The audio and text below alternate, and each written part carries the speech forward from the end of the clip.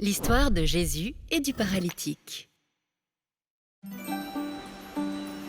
Il y a une expression célèbre qui affirme que les bons amis, les vrais amis, se comptent sur les doigts d'une seule main. Tu as fait le compte? Alors, voici l'histoire d'un groupe de 5 amis inséparables. Depuis leur enfance, ils forment une vraie bande. Rien ne peut les arrêter. Jusqu'au jour où... Allez, lève ton bras. Impossible. Bouge tes jambes alors. Aucune commande ne répond. Plus rien ne fonctionne. Voilà notre ami paralysé. Enfin, ça c'est la version 1 de l'histoire. Certains pensent que notre ami aurait été paralysé depuis sa naissance. D'autres rapportent que ce serait plutôt une étrange maladie qui l'aurait peu à peu privé de l'usage de ses membres. Difficile de dire ce qui s'est réellement passé. Quoi qu'il en soit, puisqu'il ne peut plus bouger, ces 4 amis seront ses bras et ses jambes. Paralysé ou non, un ami, c'est pour la vie. La vie reprend son cours. Les jours, les mois, les années défilent. Quand, sur les rives du lac de Galilée, dans la ville de Capernaum, la rumeur grandit. On apprend qu'un homme nommé Jésus arrive en ville. Ce qui est bien avec Jésus, c'est qu'il parle à tout le monde, petit et grand. Et il paraît qu'il a des pouvoirs extraordinaires. Jésus est arrivé. La nouvelle se répand jusqu'aux oreilles de la bande des 5. Et là, tout va très vite dans leur tête. Et si c'était la solution? Il faut à tout prix amener leur ami paralysé au plus proche de Jésus par tous les moyens. Ni une ni deux, les voilà sur la ligne de départ. Prenant avec eux maillet, très bien. Corde, indispensable. Pieu, ça peut servir. Bouée canard, non, là, rien à voir. Un ami aux 4 coins du lit et c'est parti mon kiki à travers la ville. Il faut trouver la maison où Jésus est allé. Laissez passer. Convoi sanitaire urgent. La foule est tellement compacte que les voilà bloqués. Mince, si près du but. Il faut trouver un autre itinéraire. Devant, un bouchon compact. À gauche, on dirait une boîte de sardines. À droite, encore pire. Faire demi-tour? Hors de question. C'est à ce moment-là que notre ami paralytique a une idée de génie. Les gars, parle-toi. Ici moi là-haut. Les 4 amis unissent leurs forces et défient les lois de la pesanteur. Alors que Jésus captive la foule par son enseignement, nos amis arrivent à destination. Jésus est là, juste en dessous. Alors ce ne sont pas ces quelques morceaux de bois et épaisseurs de boue séchée qui vont faire obstacle plus longtemps. Les 4 amis se coordonnent. Allez les gars, travail d'équipe synchro. On va descendre le lit. Vous êtes prêts? En dessous, c'est l'agitation. Quel culot ceux-là! Non mais quel manque d'éducation! Plutôt mal poli, ouais. Pire que des cambrioleurs! Ils vont tout casser! Et qui va payer les réparations? On aura tout vu!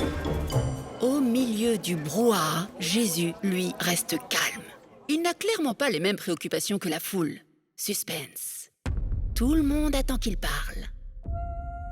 Mon ami, tes péchés te sont pardonnés. Hein? Ah bon? Cette parole n'est pas du goût des chefs religieux. Il n'y a que Dieu qui puisse pardonner les péchés, pas un homme, juste comme ça. Là, il dépasse les limites en se prenant pour le Tout-Puissant. La colère monte dans le cœur des pharisiens. Mais ils vont bien vite découvrir qu'avec Jésus, les limites n'existent pas. Car il est le Fils de Dieu. Et il a le pouvoir de pardonner les péchés. Lève-toi, prends ton lit et marche. À peine cette parole prononcée, notre ami paralysé, mais ça, c'était avant, commence à remuer les doigts, les orteils. Voilà maintenant qu'il se dresse sur ses pieds. Ça paraît impossible, mais la preuve est là. Ses jambes le soutiennent. C'est merveilleux, tout fonctionne. Mais alors, cela veut dire que... Que c'est... Oh! Que c'est... Je suis guéri. Oui, c'est un miracle. La foule est en délire. La joie se répand dans toute la maison et bien au-delà des murs. Place à la fête. Alléluia. Wouhou. Merci Jésus. Grâce à Jésus, la bande des 5, plus solide que jamais, est maintenant prête pour de nouvelles aventures.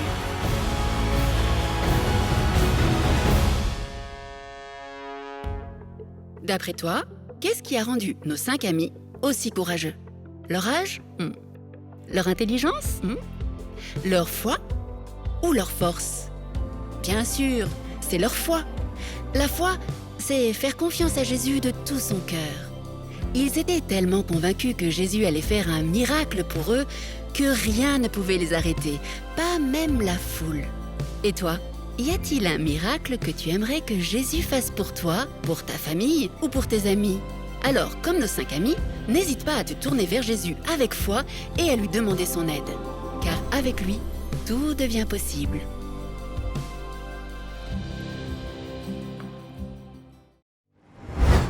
Ceci est le premier épisode de Ma Bible Junior. Il y a quelques années, le Seigneur m'a parlé et il m'a demandé de créer une application biblique unique en son genre, Ma Bible. C'est une application pour toute la famille, y compris pour les jeunes, et même les enfants auront leur propre Bible numérique avec un contenu de grande qualité, adapté à leur âge. Notre vision est que les enfants puissent aimer Jésus de tout leur cœur et découvrir les valeurs du royaume de Dieu.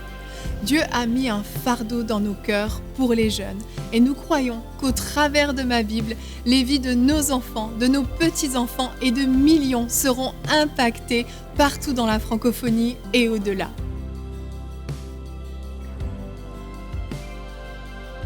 Le travail qui reste à faire pour finaliser et développer ma Bible sur le long terme est considérable. Nous devons rapidement recruter de nouvelles personnes qualifiées. C'est pourquoi nous avons besoin de 20 000 partenaires mensuels, 20 000 personnes qui ne feront pas un don juste une seule fois, mais qui s'engageront à soutenir EMCI à hauteur de 35 € ou plus par mois. Par la grâce de Dieu et avec votre soutien, ma Bible sortira au mois de décembre. Amen. Frères et sœurs, j'ai cette assurance qu'à travers ce merveilleux projet, nous allons mettre entre les mains de chaque parent et de chaque église un outil puissant pour le salut des générations à venir. Que Dieu vous bénisse. Merci à tous. Dès maintenant, faites partie des 20 000 partenaires mensuels qui porteront la vision d'EMCI et qui l'amèneront encore plus loin. Pour faire votre don, rendez-vous sur emcitv.com/20 000.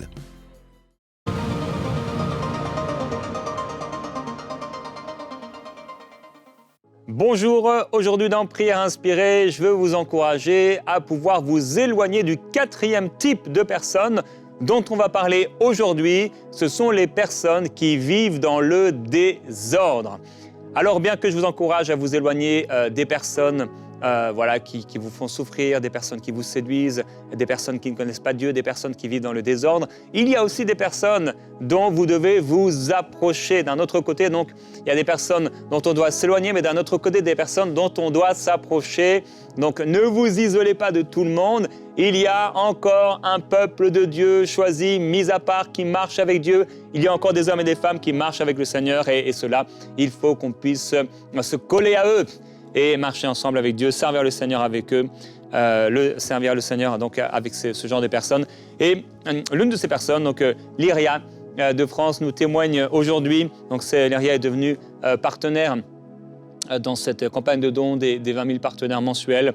Et elle dit c'est par le biais d'une collègue de travail. Donc vous voyez comment parfois les relations peuvent aussi amener quelque chose de positif. Elle dit c'est par le biais d'une collègue de travail qui aujourd'hui est devenue une grande sœur dans la foi et de la chaîne EMCI que le Seigneur m'a sorti de la boue du péché et m'a amené dans son admirable lumière.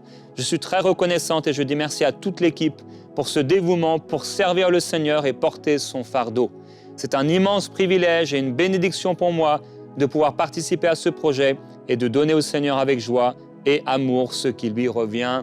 On est reconnaissant, Lyria, pour votre salut, que vous ayez pu recevoir le Seigneur Jésus-Christ à travers cet ami et les programmes de MCI. Vraiment, gloire soit rendue à Dieu. Et je veux encore encourager, donc si vous n'êtes pas partenaire mensuel avec MCI, d'aller sur l'adresse qui s'affiche ici, donc emcitv.com/20 000 et de devenir partenaire avec cette œuvre. Et j'avais à cœur, je pensais à ça il y a quelques instants, si vous voulez augmenter votre soutien, donc vous qui êtes déjà partenaire avec EMCI, vous avez tout simplement donc à aller sur cet espace, donc mcitv.com/20 000. Et en fait, vous inscrivez vos coordonnées. Et donc, à la deuxième étape, on va voir que vous êtes déjà partenaire. Et donc, à ce moment-là, vous pourrez modifier et valider votre don. On veut entrer dans le sujet. Dans 2 Thessaloniciens, donc je vous rappelle que Paul, Sylvain et Timothée donc, écrivent cet épître et ils nous encouragent à nous éloigner de 5 types de personnes. Aujourd'hui, on va parler du 4e type de personnes. Donc, 2 Thessaloniciens, chapitre 3, verset 6, on le lit ensemble. Donc, ils disent « Nous vous recommandons, frères, au nom de notre Seigneur Jésus-Christ, de vous éloigner de tout frère qui vit dans le désordre et non selon les instructions que vous avez reçues de nous. Vous savez vous-même comment il faut nous imiter, car nous n'avons pas vécu parmi vous dans le désordre. » Waouh, certaines paroles des Écritures, certaines paroles même de Jésus peuvent nous paraître un peu, on va dire, sectaires, tranchantes, dérangeantes, difficiles. Mais Jésus dit que son joug, il est doux à porter. Il est doux à porter. Le Seigneur Jésus est le gardien des brebis, nous sommes son troupeau, et s'il nous encourage à nous éloigner d'un certain type de personnes, c'est pour notre bien, on doit lui obéir. Non, ne faisons pas qu'à notre tête, ne soyons pas des mulets, des ânes qui ne veulent pas avancer, et qu'on puisse vraiment se soumettre au Seigneur et qu'on puisse marcher selon Dieu, obéir au Seigneur. Le Seigneur dit dans le psaume chapitre 32, « Je t'instruirai, je te montrerai la voie que tu dois suivre, je te conseillerai, j'aurai le regard sur toi. » Le Seigneur a le regard sur nous. Et si tu entends aujourd'hui, ce que tu vas entendre, c'est que le Seigneur veut t'encourager, il sait ce par quoi tu passes, il connaît les dangers qui sont autour de toi, il a le regard sur toi. Tu peux le déclarer avec moi, Dieu a le regard sur moi. Tu peux le dire en louant, Seigneur, merci d'avoir le regard sur moi.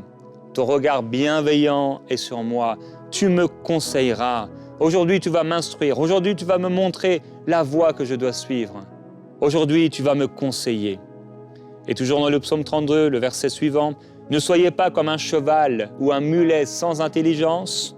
On les bride avec un frein et un mors dont on les pare afin qu'ils ne s'approchent pas de toi. » Donc on ne veut pas être une tête de mule, mais si le Seigneur nous parle, et il nous parle encore, et il nous parle encore, ne fermons pas notre cœur à la parole de Dieu.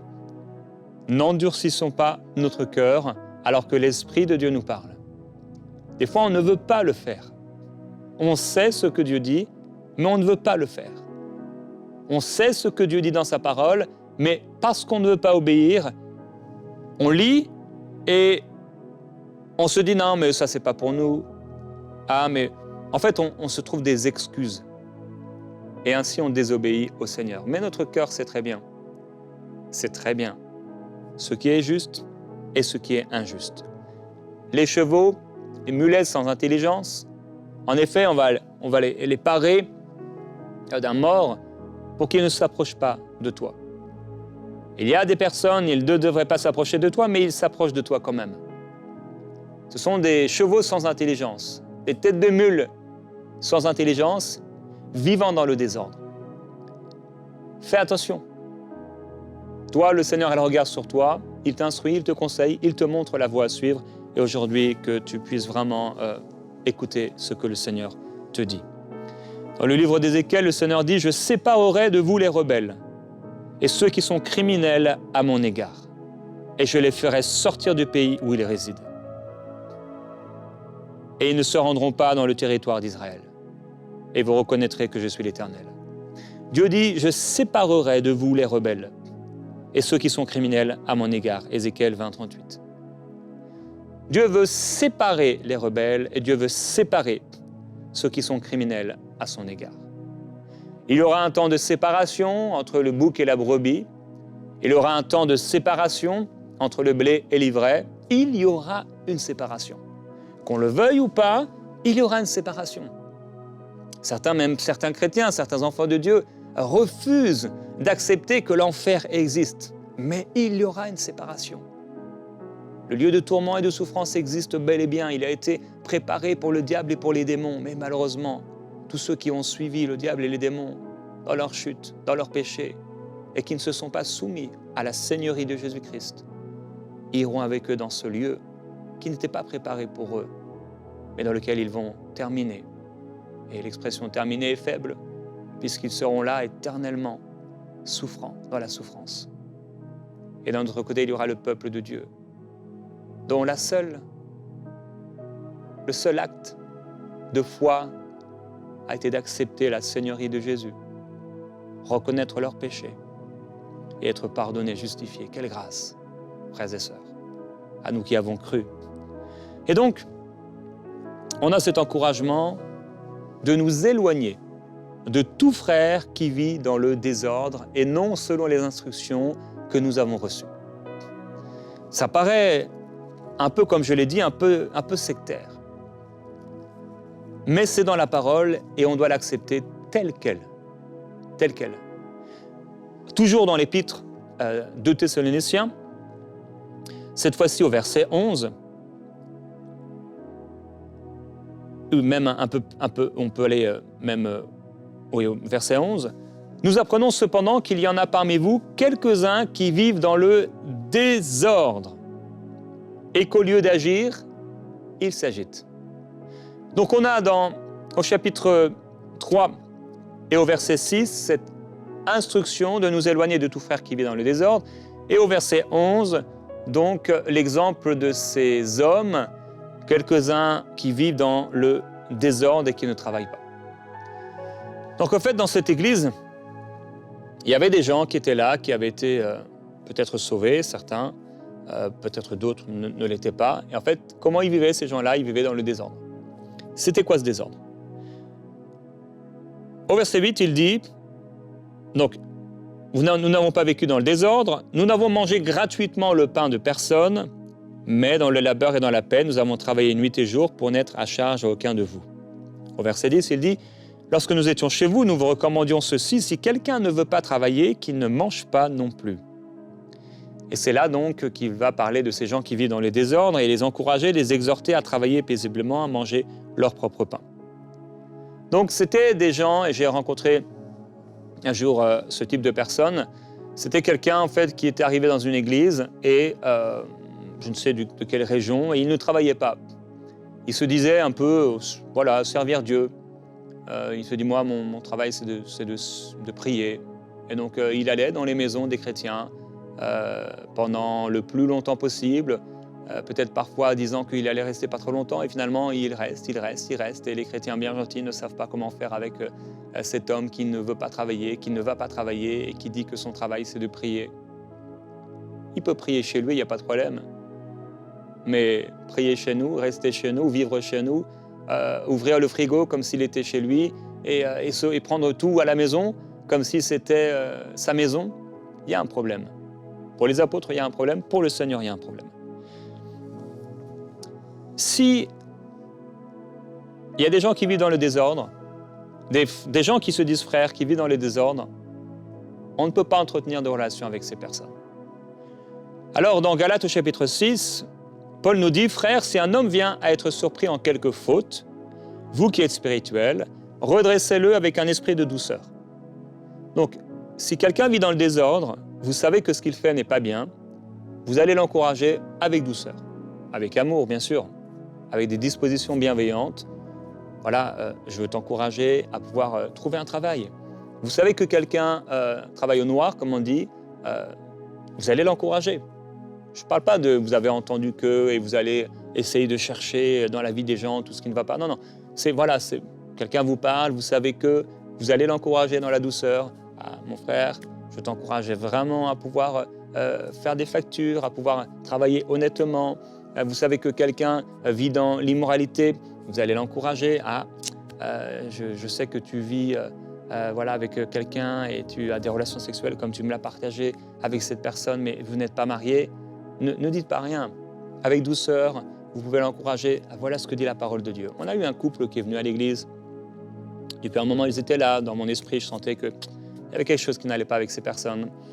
Et au bout d'un moment, je leur ai parlé.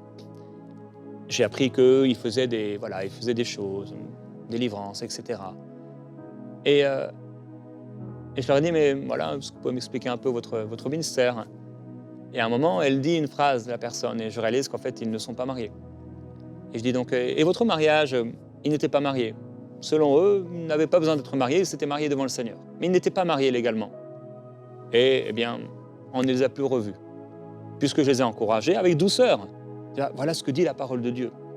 Vous devez vous marier devant Dieu et devant les hommes. Vous ne pouvez pas vivre comme cela et vous prétendre servir Dieu, vivre ensemble sous le même toit, avoir des relations sexuelles comme un mari et une femme, et servir dans le ministère. Et vous avez besoin de vous marier.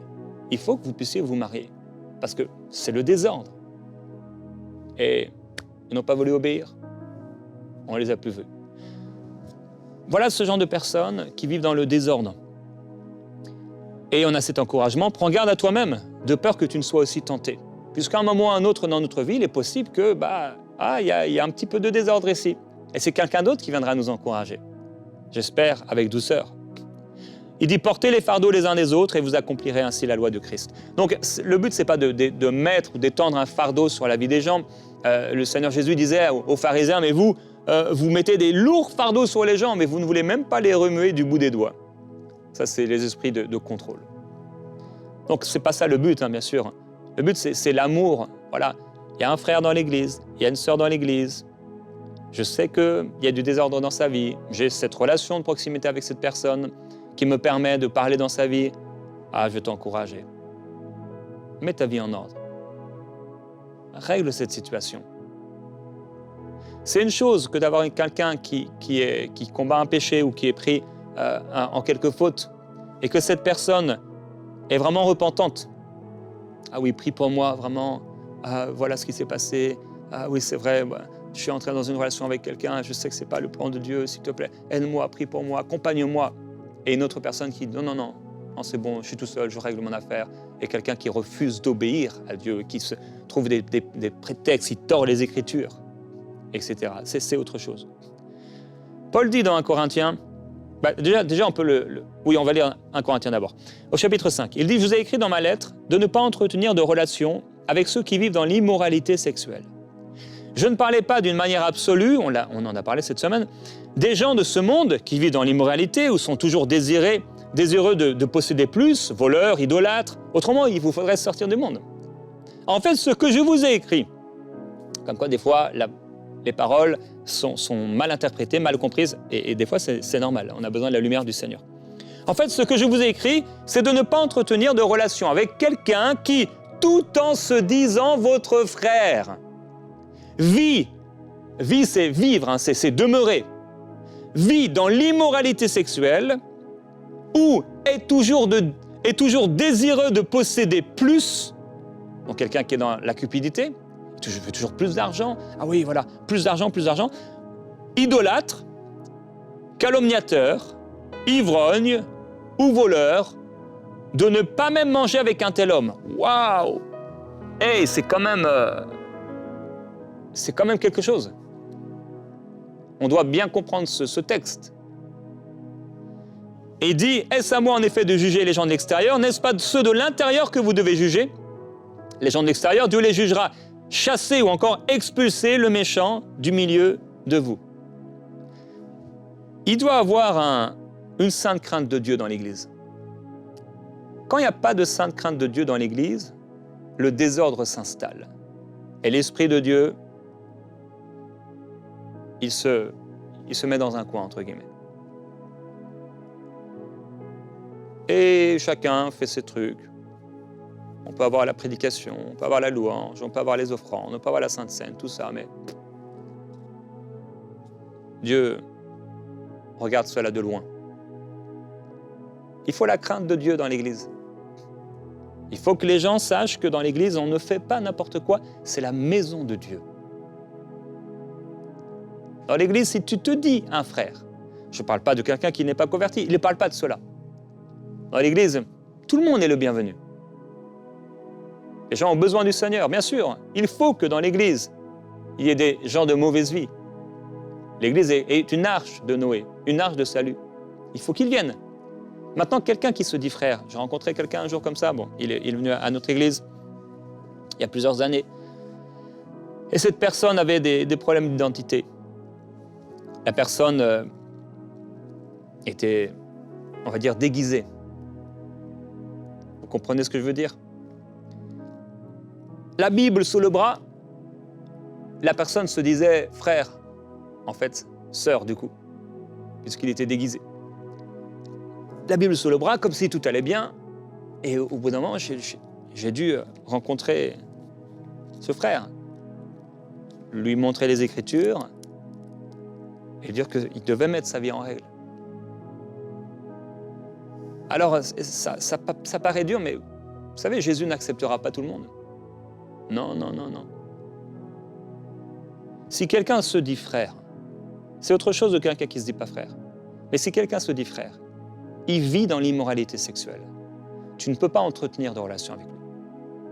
Ça ne veut pas dire que tu ne peux pas avoir de relation dans le sens, voilà, il n'y a pas de bonjour, il n'y a pas de...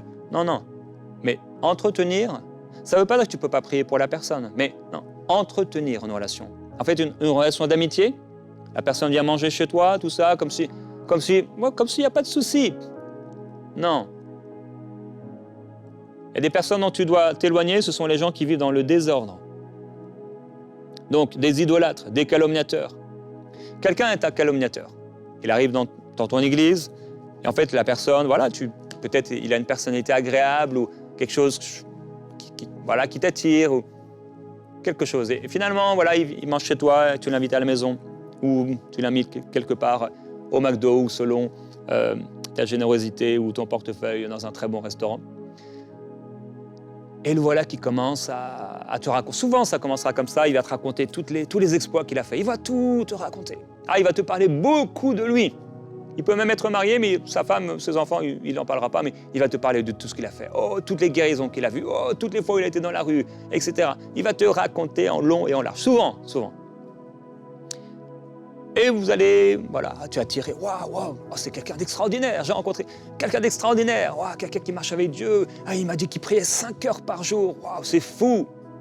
Tu es impressionné, tu es bouleversé, alors il y a une amitié qui commence, il peut même te dire, est-ce que tu as un besoin de prière?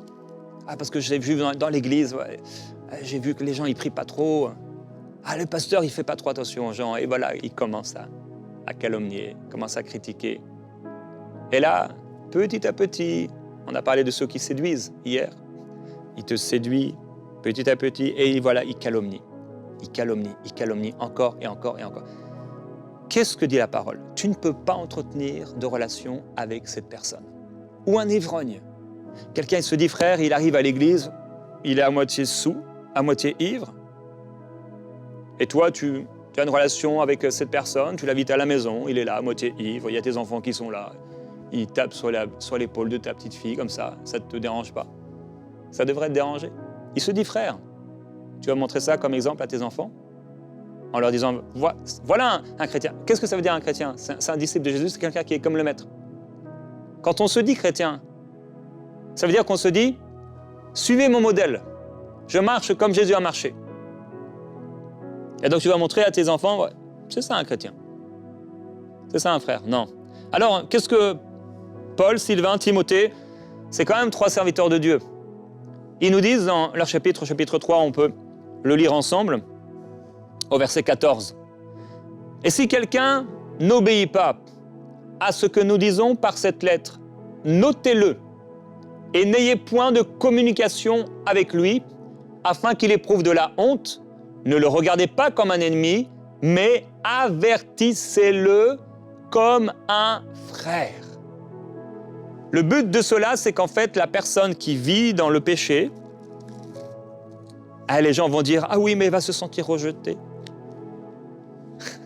Ce n'est pas vraiment l'amour qui te pousse à parler comme ça. Ce sont tes propres blessures, tes propres peurs. Dieu est amour. Et c'est lui qui a inspiré les Écritures. C'est lui l'auteur de ces lettres. C'est lui l'auteur de cette phrase. C'est l'Esprit de Dieu. Et donc, qu'est-ce qui va se passer? C'est que si nous obéissons à la parole, dans l'amour, on est vraiment dans l'amour. Ça veut dire qu'à la maison, on prie pour ces gens. C'est pas comme si vraiment on est là et on est rigide, et non, dans la maison de Dieu. Non, non, Seigneur, à la maison on prie, ou peut-être même avec des frères et des sœurs. Tu vois, cette personne, elle est ivrogne, elle est ivre, etc. régulièrement. Seigneur, sauve cette personne, guéris cette personne. On peut proposer à la personne de prier pour elle, de l'aider, etc. On parle de quelqu'un qui se dit frère, mais voilà, comme Ananias et Saphira, c'est pour montrer que, mais ils gardent le meilleur pour eux. Ils veulent paraître. Ce sont des gens qui, pendant la Sainte Seine, ils prennent le repas du Seigneur indignement. Et pour eux, c'est dangereux. Parmi les Corinthiens, beaucoup étaient infirmes et malades parce qu'ils prenaient le repas du Seigneur indignement. L'un venait à l'église avec la femme de son père. Ouais, tout tranquille, je suis un frère. Jésus m'a justifié, il n'y a pas de souci. Je vais à l'église avec la femme de mon père, aucun problème. Non, il y a un problème. Il y a un problème. Alors, on a cet encouragement de ne pas avoir de communication avec ces personnes pour qu'au bout d'un moment, la personne, bah oui, elle ait honte. Elle sent que c'est pas bien. Mais ça doit être, et j'aimerais le dire, rappelez-vous de ceci, ça doit être avec beaucoup d'amour. Beaucoup d'amour. Pour pas que ce soit un jugement religieux, mais avec beaucoup d'amour. Seigneur, aujourd'hui, tu nous parles d'un sujet délicat, mais c'est ton Église. C'est toi qui l'as bâtie. Tes pensées sont élevées. Tu sais ce que tu fais, tu sais ce que tu as dit. Alors, je prie pour la sagesse concernant ces Écritures dans nos vies, pour pouvoir bien l'appliquer comme il le faut. C'est toi le bon berger, tu gardes ton troupeau, tu fais attention, tu veilles sur nous. Tu as dit que tu nous instruirais, que tu montrerais la voie à suivre, que tu aurais le regard sur nous. Ton regard est sur nous et tu veux un peuple saint. Un peuple saint. Nous savons qu'il y a parmi ton peuple des hommes, des femmes qui se disent frères. Souvent, ils ne sont pas des frères. Ce sont des inconvertis, ou ce sont des rebelles, ou des gens qui font croire que, pour des intérêts personnels, ils ne font pas partie de ton peuple. Aujourd'hui, tu nous demandes de nous garder, de nous éloigner de ce genre de personnes. Père, je sais que parfois ces choses ont été mal comprises. On a jugé, on a écarté des gens, mais sans amour, juste avec une lettre qui tue. Ton esprit vivifie et nous permet de pouvoir gérer nos relations d'une façon saine et dans l'amour. Père, je veux prier pour quelqu'un aujourd'hui qui a entretenu depuis un moment une relation avec quelqu'un qui vit dans le désordre.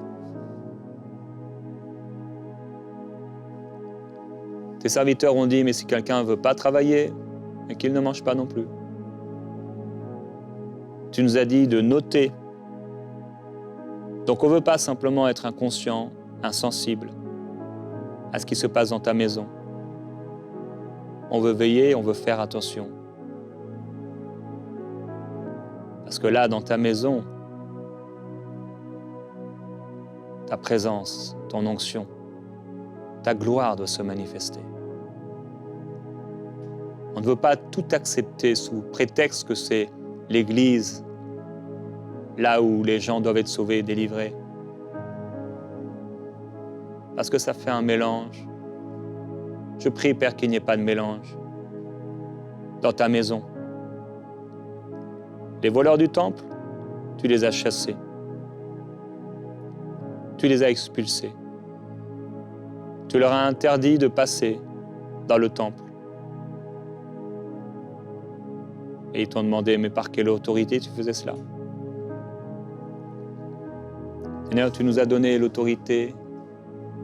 Tu as donné l'autorité à ton Église et au ministère que tu as établi de pouvoir prendre soin de ton troupeau, de ton Église. Et je veux prier, Père, particulièrement aujourd'hui pour des pasteurs qui laissent les choses faire. Tu leur as donné la responsabilité des âmes, mais il y a tout un mélange.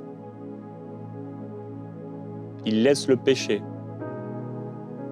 Et ce péché a des a un impact. Ils ont peur de perdre des gens et c'est pourquoi ils ne disent rien. Ils ont peur de perdre des membres. Mais tu nous dis de noter et de régler les choses. Je prie, Père, pour ceux qui ont des communications avec des gens qui vivent dans le désordre. Donne-leur la sagesse et ouvre leurs yeux encore. S'il te plaît, Seigneur, qu'ils puissent vraiment voir et penser comme toi. Au nom de Jésus-Christ. Je prie, Père, que si quelqu'un entend et qu'il vit dans le désordre, qu'il puisse se repentir, régler sa vie, au nom de Jésus. Donne-lui l'intelligence. Montre-lui que t'obéir, ça peut paraître pour un temps un sujet de tristesse parce qu'on doit s'éloigner du péché, la jouissance du péché. Mais cela produit un bon fruit. Tu as dit qu'on reconnaît un arbre à ses fruits et que l'homme bon, il tire de son bon cœur de bonnes choses, de bons trésors. S'il y a un homme bon qui m'entend, une femme qui marche avec sagesse, intelligence, qu'ils puissent avoir dans leur cœur la crainte de Dieu et se sanctifier dans le nom de Jésus-Christ. Je veux vous encourager, si c'est vous en effet, vous vivez dans le désordre,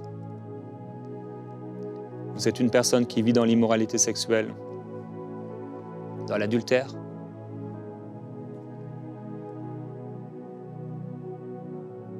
une personne qui, vous avez des relations sexuelles avec quelqu'un qui n'est pas marié avec vous, et vous vivez comme cela. Vous êtes une personne toujours désireuse de posséder plus. Vous êtes laissé séduire et vous voulez être millionnaire, milliardaire. Pour vous, c'est ça la foi. Vous êtes calomniateur ou ivrogne. Repentez-vous. Soyez purifiés dans le nom du Seigneur Jésus-Christ.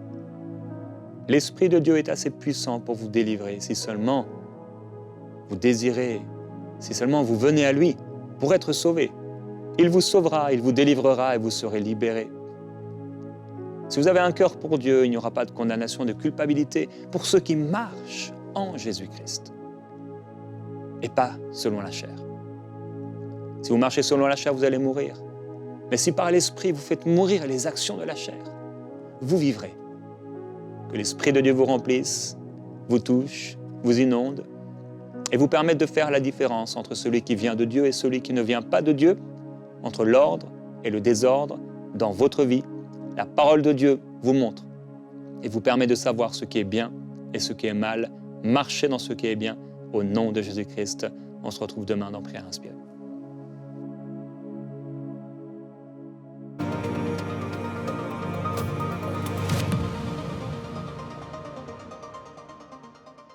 Je vous remercie d'avoir regardé cette émission et j'aimerais prendre le temps de personnellement remercier tous les partenaires. Oui, vous tous qui avez choisi d'être partenaires mensuels, que Dieu vous bénisse parce qu'ensemble, nous avançons pour voir les projets se réaliser au travers EMCI. Alors que nous sommes dans cette campagne de dons, je pense au témoignage de Gaëlle. Gaëlle est en France. Elle nous a écrit en nous disant qu'elle regardait une émission EMCI TV avec sa fille. Et à un moment donné, sa fille s'est retournée vers elle, lui a regardé droit dans les yeux et lui a dit « Mais maman, pourquoi n'es-tu pas partenaire ?» Et c'est à ce moment-là, Gaëlle s'est rendue compte que c'était Dieu qui lui parlait au travers de sa fille et elle s'est engagée à être partenaire mensuel. Elle nous dit qu'elle se réjouit de la sortie de l'application Ma Bible. Et moi aussi, j'ai hâte à la sortie de l'application Ma Bible. Ça va être un outil fantastique à la disposition de vous et moi pour notre édification dans notre marche dans le Seigneur. Et j'aimerais vous encourager à être aussi comme Gaëlle. La parole nous dit que Dieu parle tantôt d'une manière, tantôt d'une autre, mais on n'y prend pas garde. Gaëlle, à ce moment-là, a été sensible à la voix de Dieu. Elle a su reconnaître que le Seigneur lui parlait au travers sa fille. Et je prie que vous aussi, vous soyez à l'écoute, attentifs et entendre ce que Dieu dit. Alors que nous faisons cet appel aux dons, rejoignez la famille des partenaires. Ensemble, tenons-nous main dans la main afin que les projets que Dieu a inspirés à ce ministère puissent voir le jour pour l'édification de plusieurs. Que Dieu vous bénisse. Dès maintenant, faites partie des 20 000 partenaires mensuels qui porteront la vision de MCI et qui l'amèneront encore plus loin. Pour faire votre don, rendez-vous sur emcitv.com/20 000.